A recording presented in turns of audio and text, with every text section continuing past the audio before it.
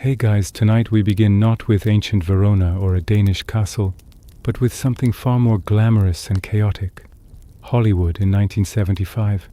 Because believe it or not, Shakespeare's tales of love, deception, and dramatic weddings fit perfectly into an era of disco balls, studio executives, and egos bigger than the Hollywood sign itself. From masquerade parties by the pool to romance destroyed by jealous sabotage, this story is less about star-crossed lovers and more about what happens when you mix Shakespeare's wit with bell-bottoms, film industry drama, and California sunshine. So before you settle in, take a moment to like the video and subscribe, but only if you genuinely enjoy what I do here. And let me know in the comments where you're tuning in from and what time it is for you. It's always fascinating to see who's joining us from around the world. Now dim the lights, maybe turn on a fan for that soft background hum, and let's drift into 1970s Los Angeles together, where the champagne flows, the schemes run deep, and love somehow survives even in the city of dreams. Los Angeles, 1975. The city shimmers under an unforgiving June sun, palm trees casting long shadows across Sunset Boulevard. This is the golden age of New Hollywood, where auteurs reign supreme, and the old studio system crumbles beneath the weight of artistic revolution. The air smells of jasmine, smog, and ambition. Leonato Messina's estate sits high in the Hollywood Hills, a sprawling mid-century modern masterpiece of glass and stone. The house seems to float above the city, its floor-to-ceiling windows reflecting the Los Angeles basin like a mirror held up to dreams. Inside, servants prepare for an arrival. Leonato himself, a silver-haired studio executive in his late 50s, stands on the terrace in a cream-colored leisure suit, aviator sunglasses perched on his distinguished nose. He holds a crystal tumbler of scotch and surveys his kingdom below. Beside him stands his daughter, Hero. She is 23, ethereally beautiful with long dark hair, parted down the middle, wearing a flowing maxi dress in burnt orange. Her beauty is the quiet kind, luminous and gentle. She reads a telegram, her delicate fingers tracing the words. "They've wrapped," she tells her father, her voice soft as evening light. Don Pedro's picture came in under budget and ahead of schedule. They're driving up from Mexico today. Leonato beams, his weathered face creasing with genuine pleasure. Pedro Aragon never disappoints. 3 pictures, 3 box office triumphs. The man's got the Midas touch. He swirls his scotch, ice clinking. Who's traveling with him? Hero consults the telegram again. His usual crew. Claudio Fiorentino, the cinematographer who shot all those beautiful desert sequences, and Benedick Padua. She pauses at this last name, something flickering across her serene features. From the doorway, a woman's voice cuts through the warm afternoon air like a blade. Benedick Padua? That pretentious hack is coming here? Beatrice Messina strides onto the terrace. Leonato's niece, late 20s, all sharp angles and sharper wit. She wears wide-legged jeans and a fitted blazer over a silk shirt, her dark curly hair wild and free. Oversized sunglasses hide her eyes, but her mouth curves into a sardonic smile. She's just returned from a screening at the Chinese theater, a notepad clucked under her arm, the tools of her trade as one of the city's most feared film critics. "Ah, Beatrice," Leonato chuckles, accustomed to his niece's fire. "I take it you've reviewed one of Benedick's screenplays recently?" "Reviewed? I eviscerated it," Beatrice replies, pouring herself a glass of white wine from the bar cart. His last script was a bloated, self-indulgent mess masquerading as profundity. All style, no substance. The man writes dialogue like he's being paid by the syllable. Hero smiles gently. "You write that in your column? Word for word, cousin." Beatrice settles into a butterfly chair, crossing her legs. "Though I believe I also called his character development thinner than a starlet's patience." That was my favorite line. Leonato shakes his head, amused. "You two have been trading barbs in print for what, 3 years now?" 4. Beatrice corrects. "Ever since his pretentious debut. He responded to my first review by calling me a frustrated novelist hiding behind a typewriter of vitriol. Can you imagine?" "Was he wrong?" Leonato teases. Beatrice throws a cocktail napkin at him. Completely. I'm a frustrated playwright, thank you very much. Below, visible through the terrace railing, a convoy of vehicles winds up the hillside. A burnt orange Cadillac Eldorado convertible leads the procession, followed by a vintage Mercedes and a battered pickup truck hauling equipment. The sun catches chrome and glass, turning the approaching cars into moving mirrors. "They're here," Hero announces, setting down her telegram with hands that tremble almost imperceptibly. Leonato stubs out a cigarette and straightens his collar. "Come on, ladies. Let's welcome our conquering heroes home." The household moves to the front of the estate, where a circular driveway embraces a fountain, water dancing in the afternoon light. The cars pull up one by one, and from the Eldorado emerges Don Pedro Aragon. He is magnificent.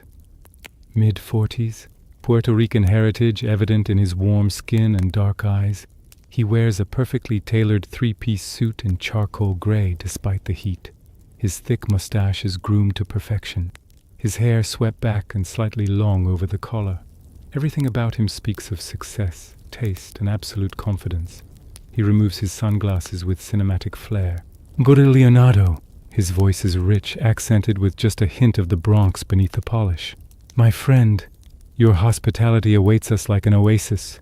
They embrace, two titans of the industry, while the rest of the crew emerges from the vehicles. Claudio Fiorentino steps from the Mercedes, and the world seems to slow down. He is 28, but looks younger, with the kind of face that cameras adore, sensitive, almost poetic.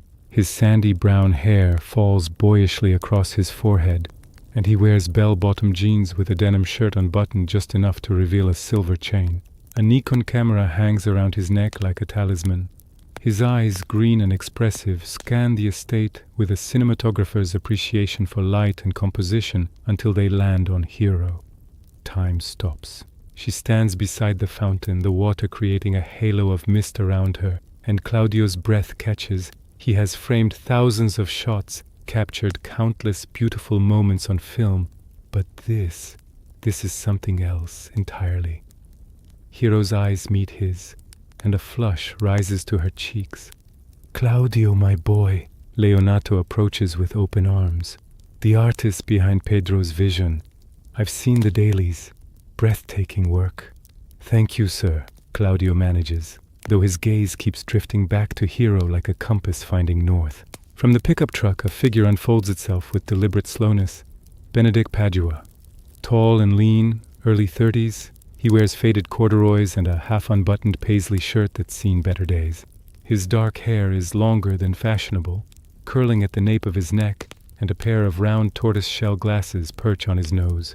A beaten leather satchel hangs across his body, stuffed with screenplays and paperbacks. He looks like a literature professor who wandered onto a film set by mistake, which in a way he was.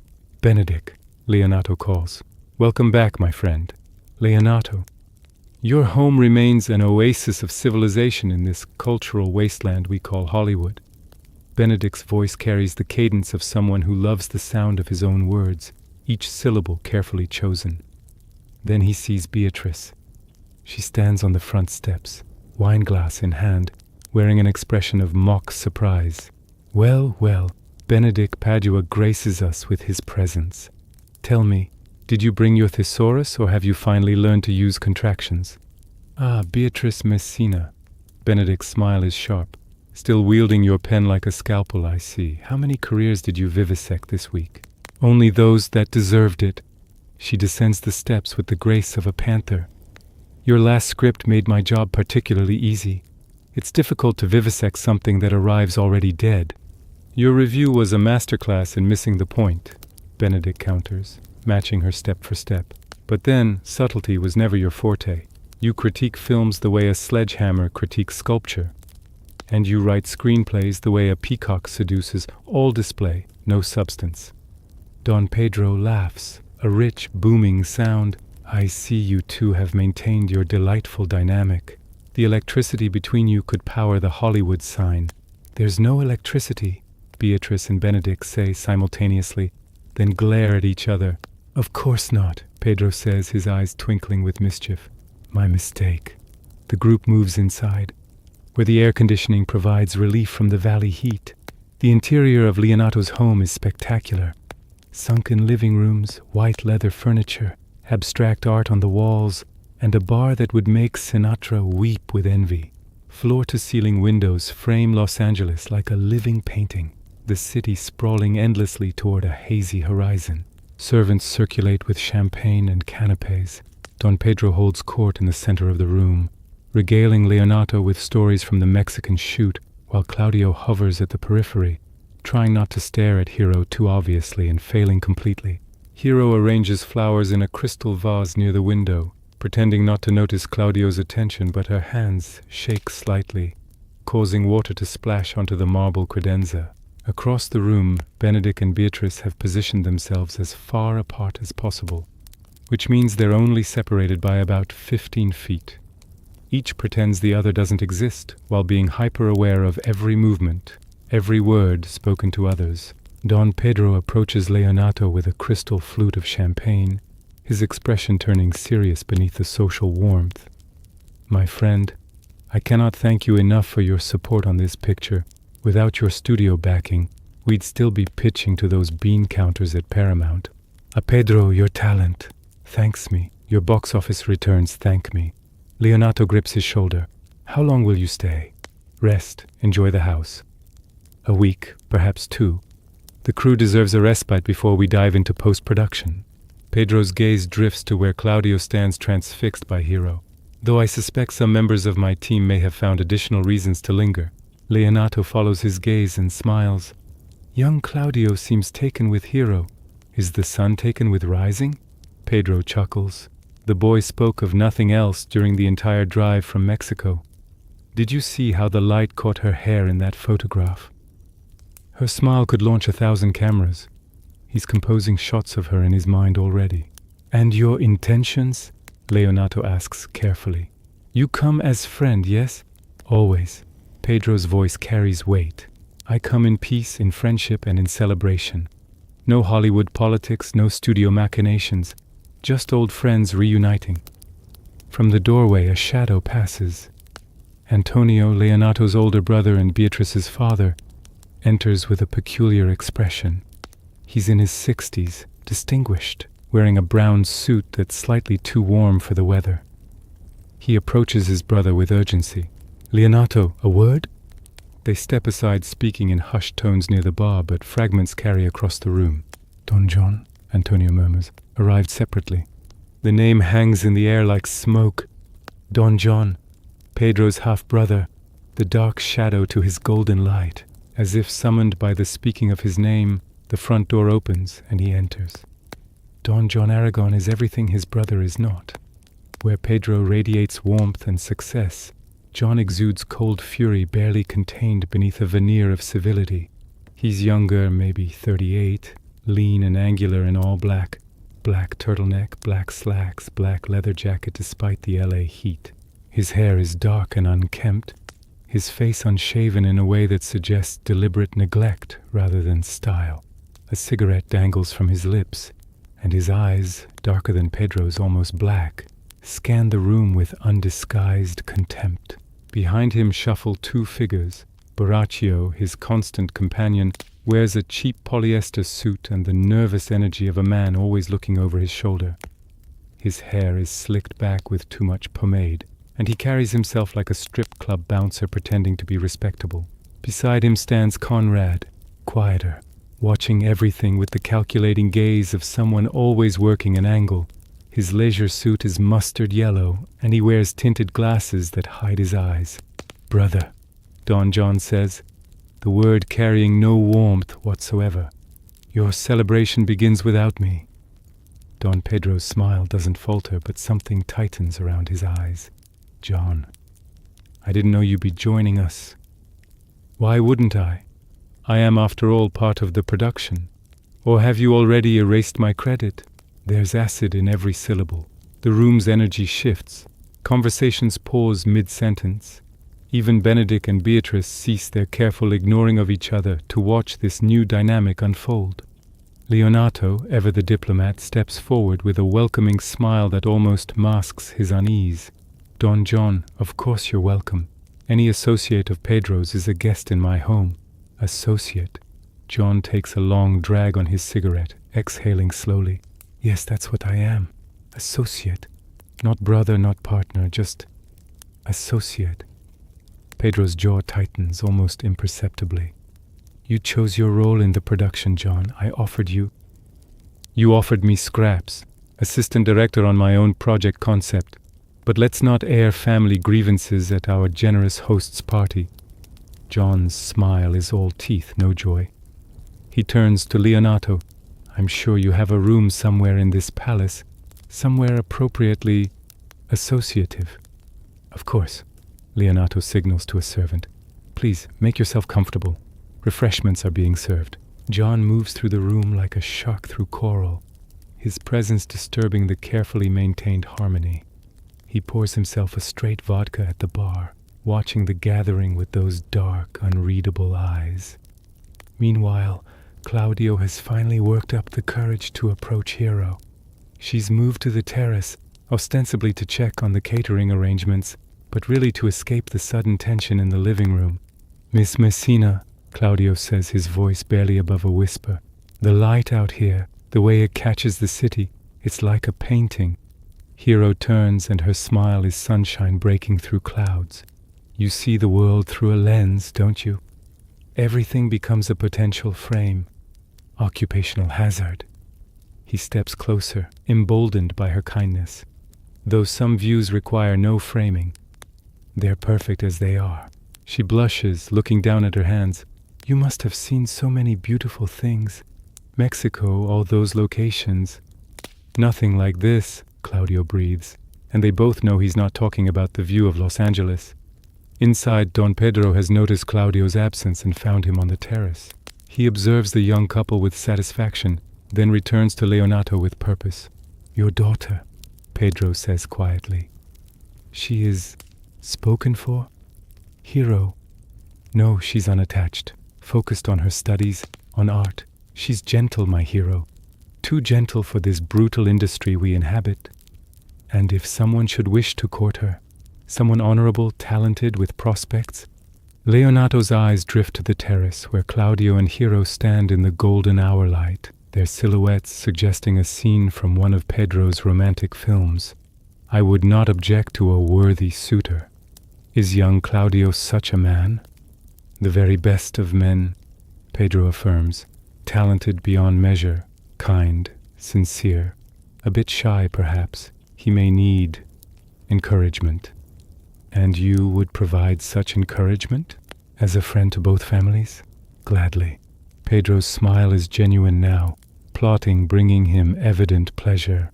Romance is like filmmaking, my friend. Sometimes it needs a director's guiding hand. Across the room, Benedick has cornered a young production assistant, delivering what appears to be an extended monologue on the death of meaningful cinema. His hands gesture wildly, his voice carrying just enough for Beatrice to overhear from her position near the window. And that's why marriage is the death of artistic integrity, Benedick proclaims. Look at the greats, unmarried, unencumbered, free to pursue their craft. Commitment is a cage, romance a distraction. I shall remain blissfully, eternally single, devoted only to my work. Beatrice snorts into her wineglass. How convenient for womankind that Benedick Padua has removed himself from consideration. The collective female population breathes easier. Your concern for my romantic prospects is touching, if misplaced, Benedick calls across the room. Concern? I feel only relief. Some tragedies are averted before they begin, as your future lonely spinsterhood demonstrates so perfectly. Better a happy spinster than a miserable wife to someone like you.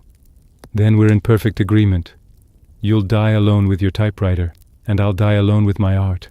What a comforting parallel. Don Pedro watches this exchange with growing amusement. An idea begins to form in his mind, complex and delicious. His eyes move between Benedick and Beatrice, seeing what they refuse to acknowledge. Oh yes, he murmurs to himself, a smile playing at his lips. This week shall be very entertaining indeed. The sun begins its descent toward the Pacific, painting the Hollywood hills in shades of amber and rose.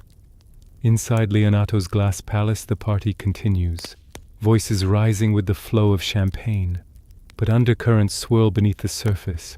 Romance blooming, old wounds festering, and schemes taking shape in minds both generous and malicious. The city below begins to light up, a million stories illuminated against the gathering dark. The following morning arrives draped in that peculiar Los Angeles haze, where marine layer meets smog and transforms the city into something dreamlike and slightly unreal. Leonato's estate awakens slowly, guest rooms emptying as the film crew gravitates toward the scent of coffee and bacon wafting from the expansive kitchen. The breakfast spread is characteristically excessive. Fresh croissants from a French bakery on Melrose, fruit carved into elaborate displays, eggs prepared 6 different ways, and enough coffee to fuel a small revolution. The dining room opens onto a courtyard where a kidney-shaped pool reflects the pale morning sky like a mirror to heaven. Don Pedro sits at the head of the table, reading Variety over his second espresso. He's already impeccably dressed in cream slacks and a burgundy silk shirt, looking like a man who's never experienced a rough morning in his life.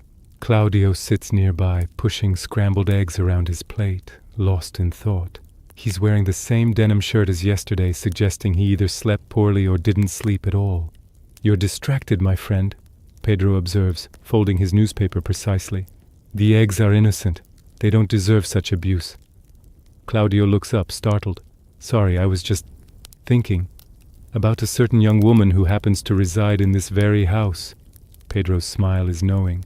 "Claudio, you're as subtle as a zoom lens. Everyone can see where your focus lies." A flush creeps up Claudio's neck.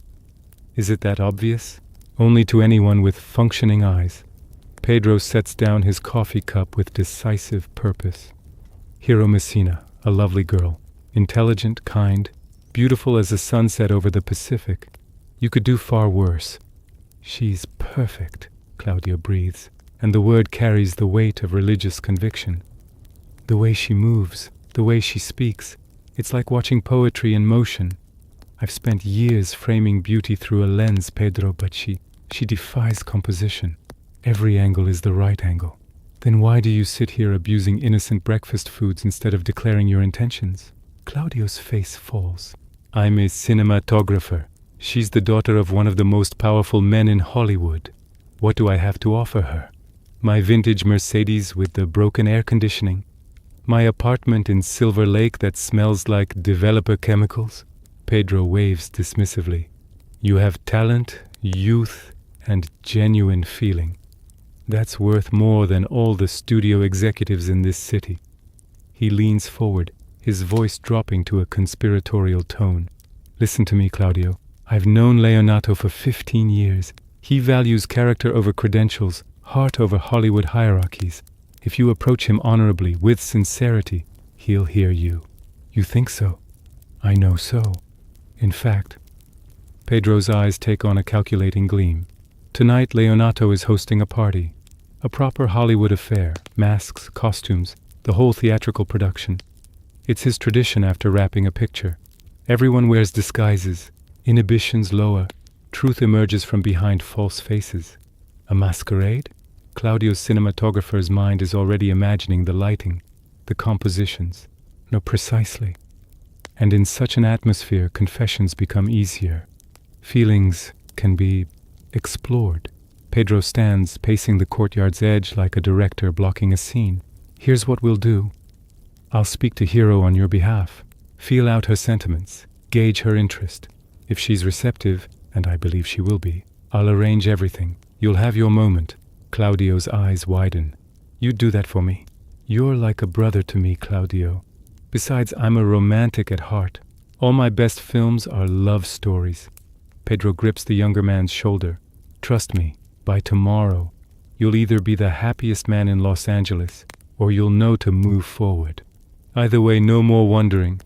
From the doorway, a voice cuts through the morning warmth. How touching. A director directing lives as well as films. Don John stands silhouetted against the interior light, coffee cup in hand. He's wearing the same black clothes as yesterday, though they're more rumpled, suggesting he slept in them or didn't sleep at all. His expression carries its usual bitterness, amplified by what might be a hangover. "John," Pedro says evenly, "you're up early. Couldn't sleep. These beds are too soft. Or perhaps it's the air of self-satisfaction that permeates this house that kept me awake. He moves into the courtyard, his presence somehow dimming the morning light. But please, continue plotting your romantic comedy. Don't let my presence interrupt the schmaltz. Claudio stands awkwardly, sensing the tension. I need to check my equipment. The humidity here affects the lenses. He retreats quickly, leaving the brothers alone. Pedro watches him go, then turns to John with forced patience. Must you poison every moment with your bitterness? Poison? I'm merely observing. You play puppeteer with young Claudio's heart, arranging his life like scenes in one of your productions. Does it ever tire you, Pedro, being everyone's benevolent savior? I'm helping a friend pursue happiness, something you might understand if you ever allowed yourself to feel anything beyond resentment. John's laugh is sharp and humorless. There it is. The judgment, the disappointment. Tell me, brother, does it ever occur to you that not everyone wants to live in your perpetual Hollywood ending? Some of us prefer reality, dark, messy, unresolved. You prefer misery. There's a difference. Perhaps. John lights a cigarette, the flame from his Zippo briefly illuminating his haggard features. Or perhaps I simply see through the illusion. This whole charade, the glamour, the romance, the happy endings you manufacture, it's all celluloid and smoke. Nothing real, nothing lasting. Pedro's voice drops, acquiring an edge rarely heard. You're here as a courtesy, John, as family. I arranged a credit for you on this film despite your minimal contribution. I secured you a room in this house, an invitation to these celebrations. Show some gratitude, or at least basic civility. Gratitude. The word drips with venom. For scraps from the table, for the privilege of watching you succeed while He stops, the sentence hanging unfinished. Something shifts behind his eyes. Pain, perhaps, or rage, or some toxic mixture of both. Pedro's expression softens slightly, briefly. John, if you would just save it. John turns away, cigarette smoke trailing behind him like a bitter ghost. Enjoy your matchmaking, your party, your perfect little world. I'll play my part. The prodigal brother, appropriately grateful. Isn't that the role you've cast me in? He disappears back into the house, leaving Pedro alone in the courtyard. The director stands silent for a long moment, his usually confident demeanor cracking just slightly. Then he straightens his shoulders, smooths his shirt, and reconstructs his smile. The show, after all, must go on. By afternoon, the estate has transformed into a hive of activity. Preparations for the evening's masquerade consume every corner of the property. A catering truck idles in the circular drive while workers unload crates of champagne and ice sculptures shaped like Oscar statuettes. In the living room, a crew assembles a temporary stage for the band, a jazz quartet known for playing the whiskey a-go-go. Strings of lights are draped across the terrace, and the pool has been lined with floating candles waiting for evening's arrival. Beatrice finds Hero in her bedroom, a sanctuary of cream carpets and gauzy curtains that filter the afternoon light into something ethereal. The room smells of jasmine incense and Chanel No. 5. Hero sits at her vanity, surrounded by masks, feathered, sequined, painted, trying to decide which persona she'll adopt for the evening. The white one, Beatrice declares from the doorway, holding a glass of iced tea. With the silver feathers, it makes you look like a swan. Hero turns, startled, then smiles. I was thinking the gold, more festive. The gold makes you look like you're trying too hard. The white is elegant, mysterious. Beatrice settles onto the bed, her own casual confidence a stark contrast to Hero's delicate uncertainty. Besides, mystery is what you want tonight. What do you mean? Beatrice's eyes gleam with insider knowledge. Please, I've watched Claudio Fiorentino stare at you like you're the last shot of golden hour. The boy is utterly besotted. Tonight at the masquerade, he'll make his move. Trust me. Hero's hands flutter to her face, color rising in her cheeks. You think so? I mean, I've noticed him, but I thought perhaps I was imagining. Cousin, you couldn't imagine something that obvious. It's written all over his face every time you enter a room. The question is, do you want him to make his move? A pause heavy with unspoken feeling. Then, quietly, yes. Then the white mask it is. Mysterious, unavailable, irresistible. Make him work for it, even as you let him win. Beatrice grins. Men are simple creatures, really. They want what they can't easily have, and they treasure what they've had to pursue. Is that why you keep Benedick at arm's length? The question lands like a stone in still water. Beatrice's expression shudders. I keep Benedick nowhere. He exists in his own separate universe of pretension and overwritten dialogue. He asks about you. To criticize me, undoubtedly. No, Hero says softly, watching her cousin's face. He asked Antonio about your writing, whether you were working on anything beyond criticism. He called you, and I quote, possessed of a formidable intellect, however misdirected. How generous. I'm underwhelmed by his tepid praise. Beatrice, why do you hate him so much? The question hangs in the jasmine-scented air. Beatrice stands, moving to the window, looking out over the city that sprawls endlessly below like a sleeping beast. I don't hate him, she finally says. Hate requires energy I refuse to waste. I simply find him insufferable. He's everything wrong with this industry. Style over substance, ego over execution. He believes his own mythology. He could say the same about you. Then we're well matched in our mutual disdain. Beatrice's tone brooks no further discussion. Now, shall we discuss your costume, or would you prefer to continue psychoanalyzing my non-existent relationship with Hollywood's most overrated screenwriter? Before Hero can respond, there's a knock at the door. Leonato enters, still in his business attire, looking tired but pleased. Girls, I hope I'm not interrupting. He kisses Hero's forehead, squeezes Beatrice's shoulder. The party preparations are going well. It should be quite an evening. Father, did you know Claudio might... Hero begins, then stops, suddenly shy. Leonato's smile is warm and knowing. Did I know that a talented young cinematographer has been rendered speechless by my daughter's beauty? Yes, Hero. I have eyes. He sits on the edge of her bed, suddenly serious. Don Pedro spoke to me this morning. He asked permission to sound out your feelings on Claudio's behalf. I told him I wouldn't object to an honorable courtship, but that the decision was ultimately yours. Hero's eyes widen. He did? Claudio's a good man, sweetheart. Talented, kind from what Pedro tells me. But you're under no obligation. If you're not interested, simply say so. I won't have you pressured into anything. I'm interested, Hero whispers, and the admission seems to both free and terrify her. Then tonight may be the beginning of something wonderful. Leonato stands, smoothing his slacks. Just be yourself, Hero. That's more than enough.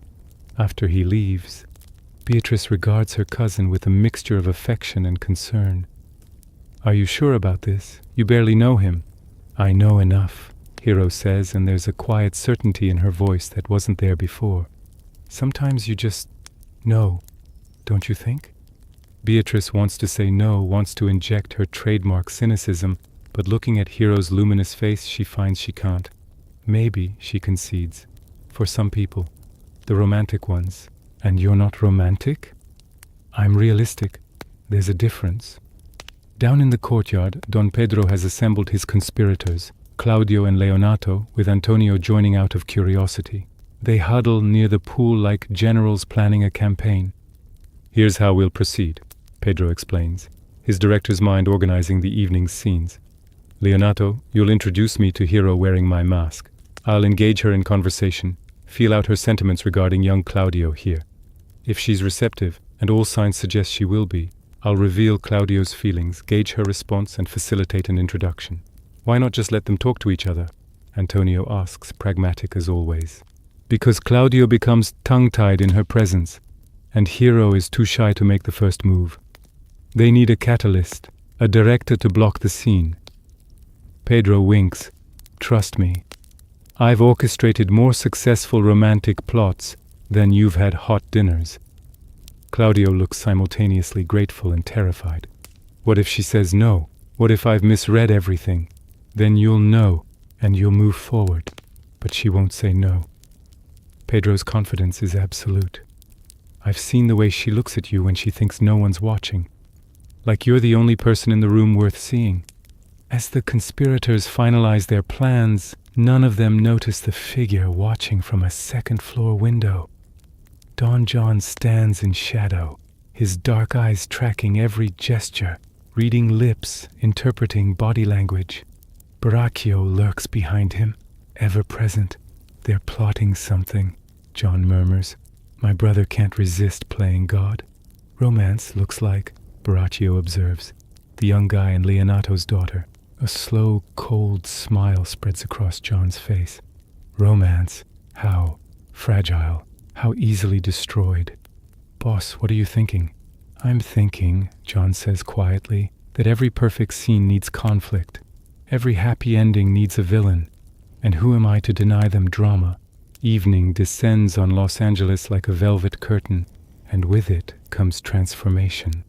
The Hollywood hills glow with the last amber traces of sunset, while the city below begins its nightly metamorphosis into a constellation of lights and dreams. Leonato's estate blazes with illumination, every window golden, the pool lined with flickering candles that dance on water like captured stars. Strings of lights crisscrossing the terrace, creating a canopy of artificial starlight. The guests arrive in waves. Studio executives in tuxedos and elaborate masks. Starlets in flowing gowns with feathered disguises that cover everything except their ambition.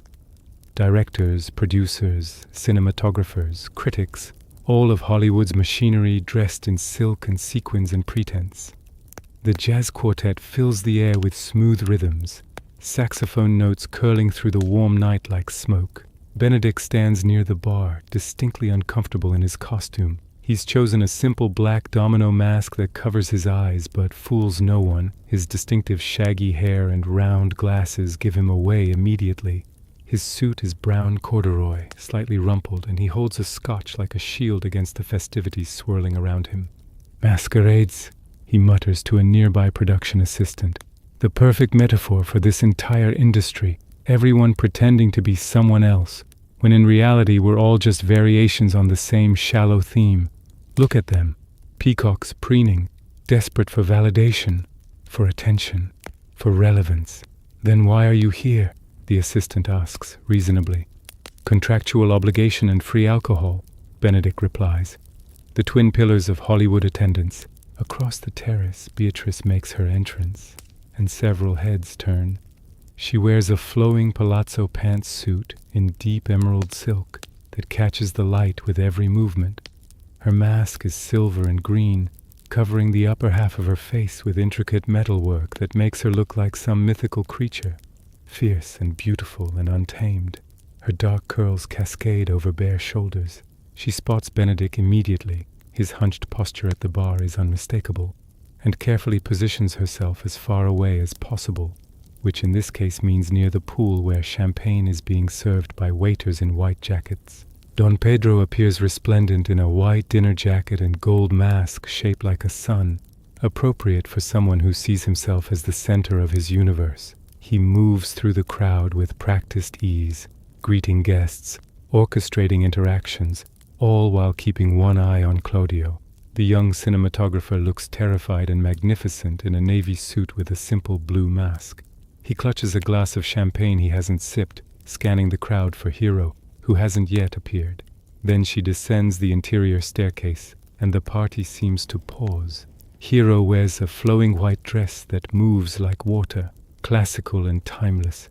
The white mask with silver feathers that Beatrice suggested transforms her into something otherworldly. A swan, a spirit, a dream made flesh. Her dark hair is swept up, exposing the elegant line of her neck, and she moves with that particular grace that cannot be taught or manufactured. Claudio's champagne glass nearly slips from his hand. Don Pedro appears at his side instantly. Steady, my friend. Remember, I'll speak to her first. Prepare the ground. Trust the process.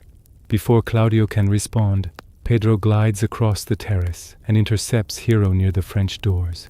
He bows with theatrical flourish. "My lady, would you honor me with a dance?" Hero recognizes his voice despite the mask, everyone does, and accepts with a gracious nod. They move to the terrace where several couples are already swaying to the quartet's rendering of The Girl from Ipanema. As they dance, Pedro speaks quietly, his words meant only for her. "You look radiant tonight, like something from a film, though no camera could truly capture it. You're kind, Mr. Aragon. Please, tonight we're all anonymous, just fellow masqueraders." His tone shifts, becomes more serious. "I wanted to speak with you about a mutual friend, young Claudio Fiorentino." Even behind the mask, Pedro can see her blush. "Yes, he's quite taken with you. Utterly, completely besotted, if I'm being honest. The poor boy can barely string 2 words together in your presence." Pedro guides her smoothly across the terrace. "He's asked me to determine if his attentions would be welcome, if there's any chance his feelings might be reciprocated." Hero's voice is barely audible over the music. "They would be, they are." Pedro's smile is triumphant. "Then consider this dance concluded and a new one beginning." He guides her smoothly to where Claudio stands frozen near a flowering bougainvillea. "Claudio, I believe this young lady has the next dance reserved for you." He deposits Hero's hand in Claudio's and disappears into the crowd before either can protest. They stand frozen for a moment, 2 masked figures in a sea of masked figures, and then Claudio finds his voice. "You look like moonlight," he whispers. "Like every beautiful thing I've ever tried to capture on film and failed." "Then perhaps some things aren't meant to be captured," Hero replies softly. "Perhaps they're meant to be simply experienced." They begin to dance, moving together as if they've been doing so for years, and the rest of the party fades into meaningless background. Don Pedro watches with satisfaction. Then his eyes drift across the terrace to where Benedick still sulks at the bar, and Beatrice holds court near the pool, surrounded by admirers. A new scheme begins percolating in his mind, more complex and delicious than the first. He finds Leonato and Antonio near the jazz quartet and draws them close. "Gentlemen, I have a proposition. A bit of mischief that will benefit 2 people too stubborn to see what's obvious to everyone else." "Benedick and Beatrice?" Antonio guesses immediately. "Who else? They're perfect for each other. Equally sharp, equally intelligent, equally convinced they're above romance. It's almost painful to watch." Leonato chuckles. "You want to play matchmaker again? Once wasn't enough for one evening?" "I'm on a roll. Besides, those 2 need each other, even if they don't know it yet. We simply need to adjust their perspective." Pedro's eyes gleam behind his golden mask. "Here's what we'll do. We'll let Benedick overhear us discussing how desperately Beatrice loves him but is too proud to admit it. Then we'll do the same with Beatrice, let her accidentally discover that Benedick pines for her in secret." "That's elaborate," Antonio observes. "The best plots always are." Pedro grins. "Are you in?" The brothers exchange glances, then nod in unison. After all, in Hollywood everyone loves a good story, and in the shadows near the garden's edge Don John watches it all unfold with calculating eyes, Baracchio and Conrad flanking him like dark apostles. "Look at them," John murmurs. "Playing their little games, arranging their little romances, so convinced everything will work out perfectly." His smile is razor thin. They've forgotten the most important rule of Hollywood. "What's that, boss?" Baracchio asks. "Every story needs a twist." The following morning arrives with that crystalline clarity that only comes after marine layer burns away, revealing Los Angeles in sharp relief. The masquerade has ended, leaving behind champagne flutes scattered across tables and wilted flowers floating in the pool like memories of the previous night's magic. Claudio and Hero are officially courting.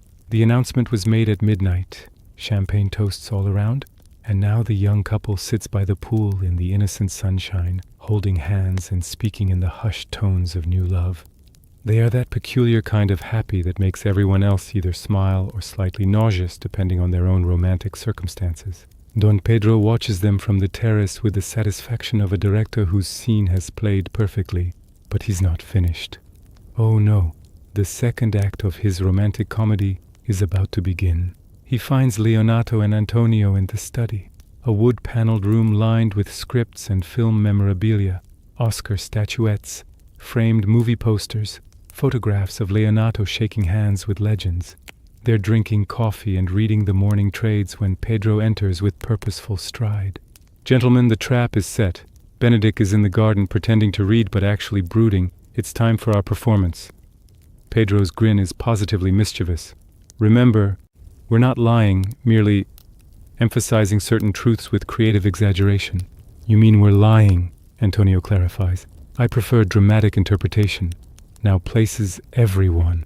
The three men exit through the French doors and make their way to the garden, a lush paradise of fruit trees and flowering bushes where hummingbirds dart between blooms like tiny jeweled helicopters. They position themselves near a marble bench, speaking in voices just loud enough to carry to where Benedick sits hidden behind a towering bird of paradise plant, paperback novel forgotten in his lap. Benedick wasn't planning to eavesdrop. He'd simply wanted solitude, a quiet place to escape the nauseating display of Claudio and Hero's newfound romance. But now these three men are having a conversation practically on top of him, and he finds himself frozen, unable to reveal his presence without making things awkward. Poor Beatrice. Leonato sighs, his voice heavy with concern. I've never seen her like this.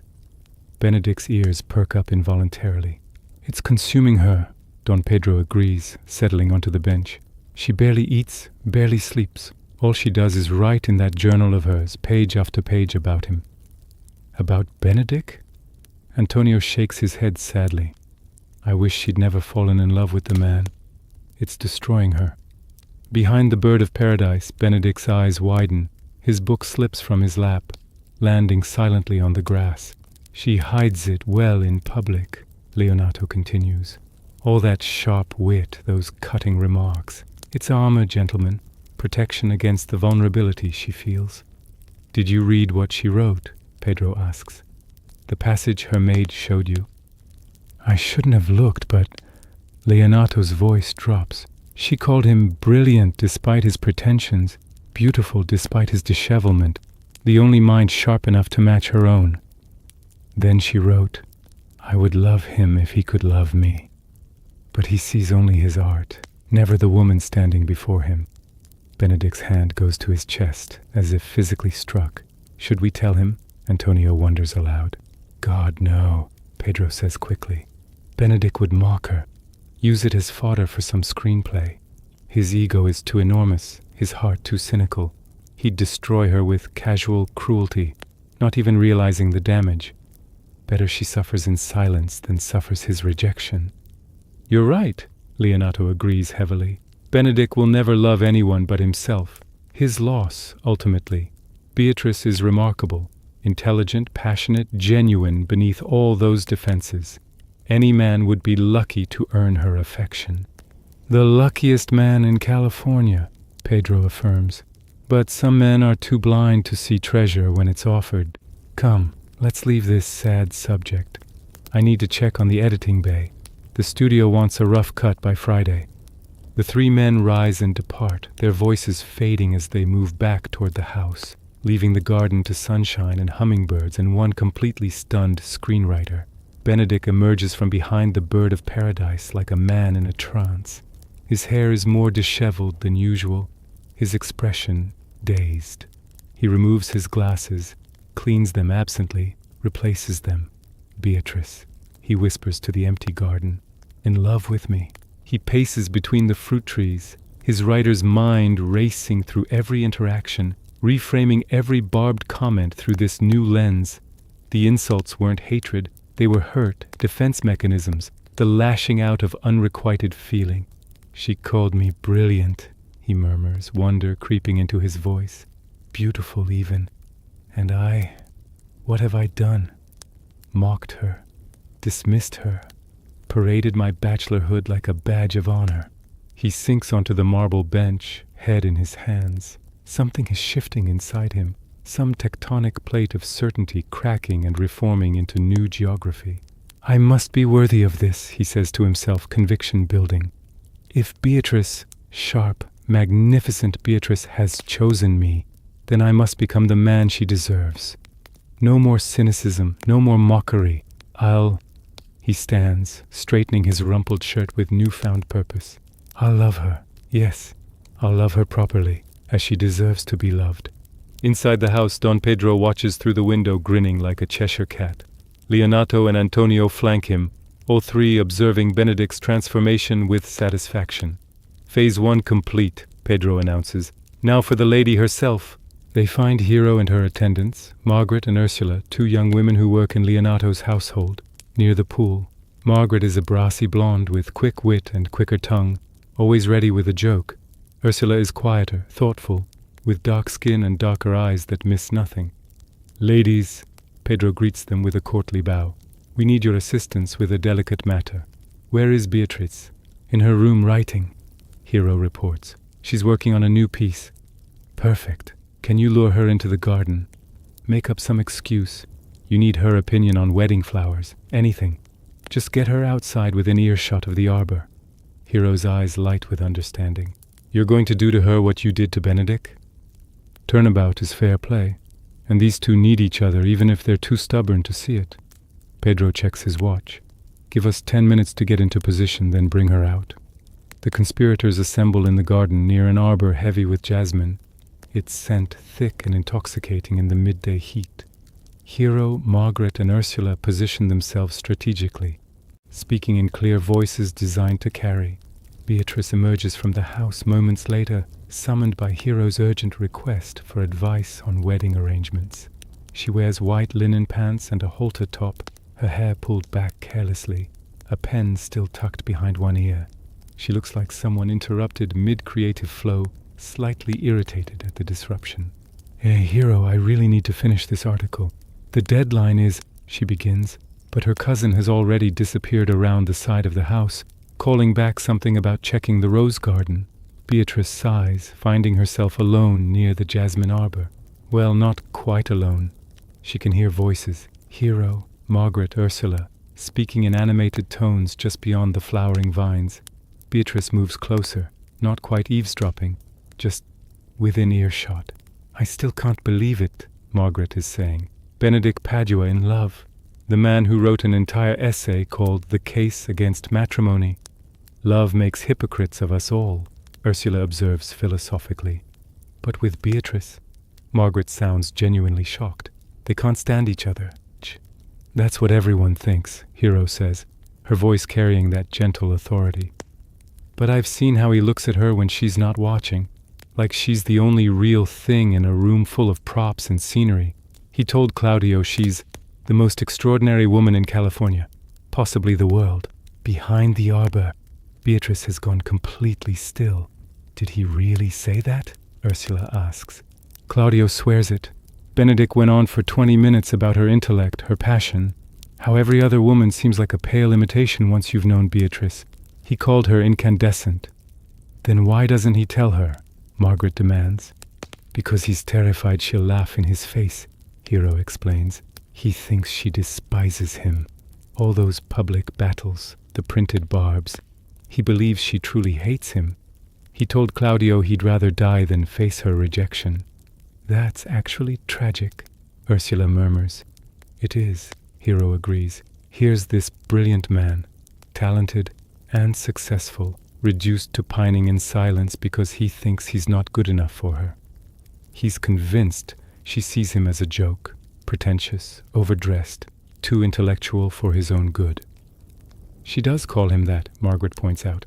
She calls him that because she's protecting herself, Hero says softly. Don't you see?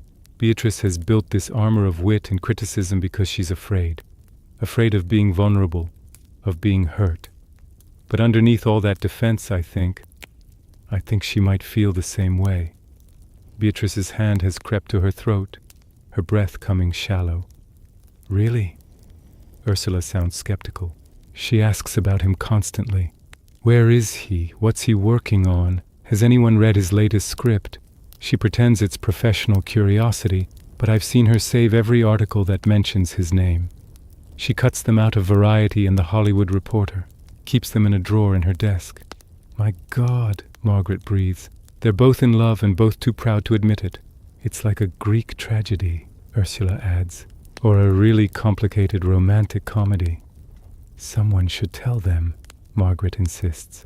No, Hero says firmly. Beatrice would never forgive me if she knew I'd exposed her feelings. And Benedick's pride would be shattered. They need to discover it themselves in their own time.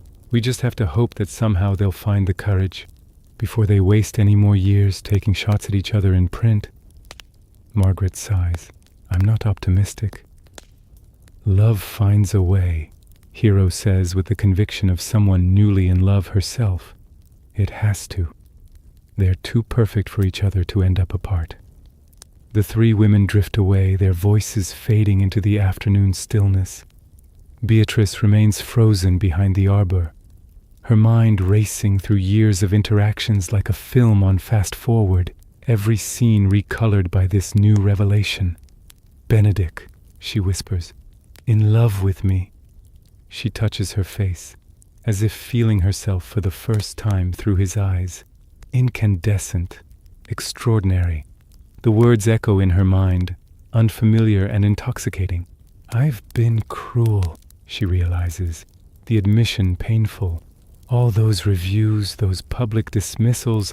I thought I was protecting myself, but I was wounding him, and he bore it silently, believing I hated him, never knowing that every word was written to keep him at a distance because... She stops, the truth crystallizing with painful clarity. Because I'm afraid, she admits to the empty garden, afraid that if I let him close, he'll see all the uncertainty beneath the confidence, all the loneliness beneath the independence, afraid that I'm not enough, that he'll discover the real Beatrice and find her lacking. But if he already sees her, really sees her, and still loves her, then perhaps, she says softly, a tentative smile touching her lips, perhaps I can be brave. Perhaps we both can. Inside the house, Don Pedro watches through the window, this time with Hero beside him. They observe Beatrice's transformation with matching satisfaction. You're a romantic meddler, Hero tells him, but she's smiling, guilty as charged. But look at them. 4 people now on the path to happiness, all thanks to a little creative directing. Pedro's expression turns thoughtful. You know, this would make an excellent screenplay. Romance born from deception that reveals deeper truth. Very meta. Don't you dare, Hero laughs. This is real life, not content for your next picture. Everything is content, my dear. You'll learn that about this industry. But the lightness of the moment is shattered by a shadow falling across the doorway. Don John stands there, Borachio at his side, both men wearing expressions of dark amusement. How touching, John says, his voice dripping acid. My brother's little romantic comedy unfolds perfectly. Everyone paired off, everyone happy, like the finale of a sitcom. John. Pedro's voice carries warning. What do you want? Want? Nothing. I simply came to observe, to witness the master at work. His smile is all edges. Tell me, brother, do you ever tire of playing God, of arranging people's lives like furniture in a set? I'm helping friends find happiness. There's nothing sinister in that. Isn't there?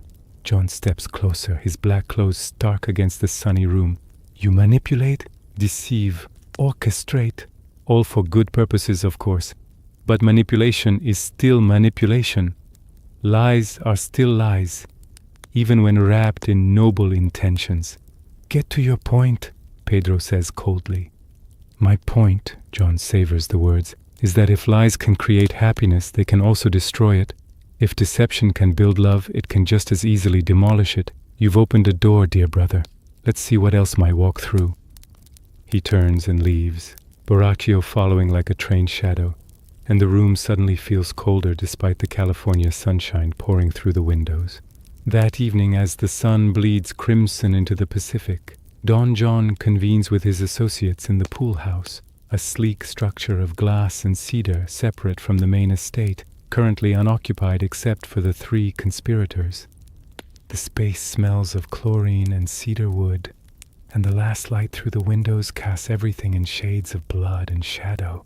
Borachio leans against the bar, nervous energy radiating from every gesture. Conrad sits in a leather chair, fingers steepled, waiting. Don John paces like a caged animal, cigarette smoke trailing behind him. They're all so happy, John says, the word dripping contempt. Claudio and Hero planning their future, Benedick and Beatrice dancing around their manufactured feelings. My brother directing it all from his throne of benevolence. It's nauseating. So what's the play, boss? Borachio asks. We gonna mess with them or just complain about it? John stops pacing, his dark eyes fixing on Borachio with sudden intensity. Tell me about Margaret, Hero's attendant, the blonde with the smart mouth. Borachio shifts uncomfortably. What about her? You've been sleeping with her, haven't you? I've seen the way she looks at you, the way you disappear at the same times. A flush creeps up Borachio's neck. Maybe. What's it to you? Everything. John's smile is sharp and cold. Margaret is the key to this entire operation. She's Hero's size, similar build. In the right lighting from a distance, wearing Hero's clothes, Conrad sits forward, understanding dawning. You want to frame Hero, make it look like she's unfaithful. Not just frame her, destroy her, publicly, completely, devastatingly. John begins pacing again, but now with purpose, his director's mind so similar to his brother's yet so differently applied, blocking out the scene. Here's how it works. Tomorrow night we convince Claudio and Don Pedro to come to the garden beneath Hero's balcony. We tell them we have proof that Hero is not what she seems, that she's been meeting another man in secret. They won't believe it, Borachio objects. Hero's reputation is spotless, which is why we'll provide visual evidence. Borachio, you'll arrange to meet Margaret in Hero's bedroom. Have her wear one of Hero's dresses. Make it a game, a romantic fantasy.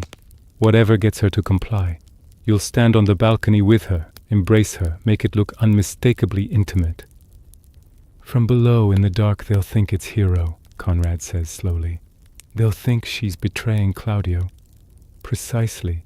And Claudio, young and naive and drunk on love, will shatter like cheap glass. The wedding is in 2 days. He'll cancel it, publicly denounce her. Hero's reputation will be destroyed. Leonato will be humiliated. My brother's perfect romantic comedy will collapse into tragedy. Borachio looks sick. Margaret will be implicated. They'll think she was part of it. A small casualty in a larger war, John says dismissively. Though I suspect once the truth emerges, and it will eventually, she'll be seen as a dupe, not a conspirator. Hero, however, will never fully recover. Mud sticks, especially to women. Even exoneration leaves stains. This is dark even for you, Conrad observes, though he doesn't sound disapproving, merely analytical. John's face contorts with sudden rage. My brother takes everything. Success, respect, love, loyalty. It all flows to Pedro like water downhill, while I scramble for scraps. He arranges happiness for everyone except me, builds futures for strangers, while I rot in his shadow. Well, let's see how he directs his way out of this disaster. Let's see the great Don Pedro Aragon face consequences for his meddling. When do we do this? Borachio asks, resigned. Tomorrow night. I'll plant the seeds today. Casual comments to Claudio about Hero's secretive behavior, questions about how well he really knows her. By tomorrow evening, he'll be primed for doubt. Then we give him confirmation and watch everything burn. Conrad stands, smoothing his mustard suit. And after? When it all falls apart? After? John laughs, harsh and humorless. After I leave. Disappear into Mexico or San Francisco, somewhere beyond my brother's influence. I'll have had my revenge, my moment of destruction. That's enough. You're willing to destroy an innocent girl just to hurt your brother? Borachio's voice carries a note of disbelief. I'm willing to destroy Pedro's illusion that he controls everything, that his manipulations only create happy endings.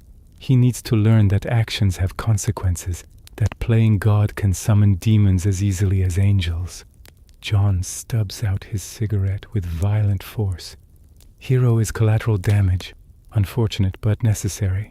The three men sit in the gathering darkness, the pool house windows reflecting their faces like ghosts.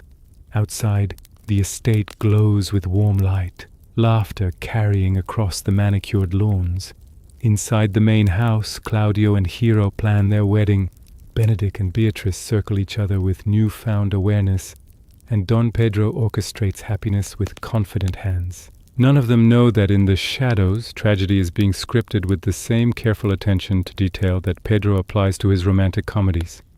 None of them suspect that the villain has learned from the hero's techniques, that manipulation can cut both ways, that the same tools used to create love can be weaponized to destroy it. Don John watches the lit windows of the main house, his expression unreadable. "Tomorrow," he whispers to the darkness, "tomorrow we shoot the scene that changes everything." And the California night, warm and jasmine-scented, offers no warning, no omen. It simply settles over the Hollywood hills like a blanket, covering beauty and ugliness with equal indifference, waiting for morning to reveal what fresh disasters the new day will bring. The following evening arrives heavy with anticipation. The estate buzzes with wedding preparations, florists arranging massive displays of white roses and orchids, caterers preparing tomorrow's feast, a string quartet rehearsing in the living room. Hero's wedding dress hangs in her bedroom like a ghost of future joy. Layers of ivory silk and French lace that cost more than most people's cars. But as golden hour approaches, Don John makes his move. He finds Claudio and Don Pedro on the terrace, reviewing seating arrangements for tomorrow's ceremony. The young cinematographer looks radiantly happy, occasionally glancing up toward Hero's window with puppy dog devotion that would be comical if it weren't so genuine. "Claudio, my friend," John approaches with false casualness, lighting a cigarette. "A word, if you have a moment." "Of course." Claudio looks up, still innocent, still trusting. John hesitates, playing the reluctant messenger perfectly. "This is difficult. You're about to marry Leonato's daughter, and I have no wish to interfere with your happiness. But if I stayed silent and you discovered later that I'd known..." He trails off, shaking his head. Don Pedro's eyes narrow. "Known what, John? Perhaps I'm wrong. I hope I'm wrong." John takes a long drag, exhaling slowly. "But I've observed some concerning behavior from Hero. Late-night conversations on her balcony. A man's silhouette visible from the garden. Secretive. Intimate." The words land like grenades. Claudio's face drains of color. "What are you saying?" "I'm saying that appearances can be deceiving. That perhaps you don't know your bride-to-be as well as you think." John's voice carries perfectly calibrated concern. "Again, I could be mistaken. The lighting was poor, the distance considerable. But as your future brother-in-law, I felt obligated to mention it. You're suggesting Hero has been..." Pedro can't even finish the sentence. "I'm suggesting nothing. I'm simply reporting what I've observed and allowing you to draw your own conclusions." John stubs out his cigarette. "If you want certainty, come to the garden tonight around 11. Position yourselves beneath her balcony. If I'm wrong, you'll see nothing and can dismiss my concerns as paranoid delusions. If I'm right..." "If you're right, the wedding is off," Claudio says, his voice hollow. "Let's not jump to conclusions," Pedro cautions, but uncertainty has entered his expression. "We'll observe tonight. There's likely a perfectly innocent explanation." "Of course," John agrees smoothly. "I'm sure you're right. I'll leave you to your preparations." He departs, leaving the two men staring at each other with dawning horror. Inside the house, Benedick has cornered Beatrice in the library, a wood-paneled room lined with leather-bound scripts and first-edition novels. He spent all day working up courage for this conversation, and now he stands before her, unusually disheveled even by his standards, his carefully prepared speech evaporating the moment their eyes meet. "Beatrice," he begins, then stops, starts again. "I've been thinking about... that is, I've come to realize..." She watches him with unusual gentleness, her typical armor of sarcasm notably absent. "Yes?" "You're extraordinary," he blurts out. "Your mind, your wit, your absolute refusal to suffer fools or compromise yourself for anyone's comfort. I've spent years trading barbs with you, and I was too blind to see what was really happening." "Which was?" "I was falling in love." The words tumble out in a rush. "Somewhere between your scathing review of my second screenplay and that devastating takedown of my pretentious Directors Guild speech, I fell completely irrevocably in love with you. Beatrice's hand rises to her throat. Benedick, I know I'm not what you deserve. I'm self-absorbed and pretentious, and I use 5 words when one would do. But I'm trying to be better. For you, I'd rewrite myself entirely. Don't. Her voice is soft but firm. Don't rewrite yourself. I don't love you despite your flaws, Benedick. I love you including them. The verbosity, the pretension, even the terrible corduroy. It's all part of who you are. You love me. His voice cracks slightly. Apparently, I'm as much a fool as you are. She steps closer, and the space between them crackles with electricity. I've spent years convinced that love was a trap, that romance was a cage. Then you walked into my life with your ridiculous glasses and your overwrought dialogue, and you challenged every cynical defense I'd built. We're both idiots, Benedick says wonderingly. Complete idiots, Beatrice agrees. Should we... I don't know what the protocol is here. Do we kiss? Is that too cinematic? Benedick, shut up. She pulls him down by his lapels and kisses him, and it's nothing like the movies, awkward and slightly off-angle. His glasses bumping her nose, both of them half laughing against each other's mouths. It's imperfect and real and absolutely right. When they break apart, both slightly dazed, Benedick adjusts his glasses with shaking hands. Well, that was... If you say transcendent or use any word longer than 2 syllables, I'm taking it back, Beatrice warns. Good, he settles on. It was good. Much better. She grins, looking younger, lighter, like someone's lifted a weight she'd been carrying for years. But their moment is interrupted by raised voices from the terrace. Claudio and Pedro arguing about John's accusations, about whether to trust or doubt, about love and betrayal and the fragility of certainty. What's happening? Beatrice moves to the window. Benedick joins her, his arm automatically circling her waist. A gesture that still feels new and tentative. I don't know, but nothing good. Outside, the sun sinks below the horizon, and darkness begins its inevitable spread across the Hollywood hills. In her room, Hero tries on her wedding dress one final time, admiring how the silk catches the lamplight, imagining tomorrow's ceremony with innocent joy. In the pool house, Borachio rehearses with Margaret, convincing her to play their little game, to wear Hero's white dressing gown and meet him on the balcony for a romantic midnight rendezvous. And in the garden, Don John waits in the shadows, checking his watch, smoking cigarette after cigarette, anticipating the destruction he's about to unleash. 11 o'clock finds Claudio and Don Pedro concealed in the garden beneath Hero's balcony, hidden among the oleander bushes that line the estate's perimeter. The night is warm and moonless, Los Angeles light pollution creating an orange glow against low clouds. Somewhere in the distance, a police siren wails. Closer, crickets chirp their mechanical symphony. Claudio's hands shake as he parts the oleander branches, his eyes fixed on Hero's darkened window. "This is ridiculous," he whispers. "We're spying like paranoid husbands in a bad noir film. Hero would never—" "Quiet," Pedro hisses. "Look." A light flickers on in Hero's bedroom, golden and warm against the darkness. The French doors to the balcony open, and a figure emerges wearing a white silk dressing gown that catches what little light exists. Long dark hair, slender build, unmistakably feminine. From this distance, in this darkness, she could only be Hero. Claudio's breath stops. The woman moves to the balcony railing, looking out over the garden. Then another figure emerges from the shadows of the bedroom. Male, tall, moving with casual confidence. Borachio, though Claudio doesn't know his name, doesn't recognize him in the darkness. The man approaches the woman from behind, his arms encircling her waist. She leans back into him, her body language speaking of familiarity, intimacy, practice. They turn toward each other, and even from this distance, the embrace is unmistakably romantic. "No," Claudio breathes, the word torn from somewhere deep. "No, no, no." The couple on the balcony kisses, long and lingering. The woman's hand comes up to cup the man's face with obvious affection. They separate, speaking in voices too low to hear, but animated enough to suggest comfortable conversation.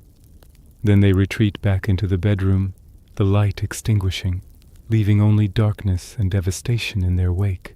For a long moment, Claudio simply stands frozen, his world having just imploded.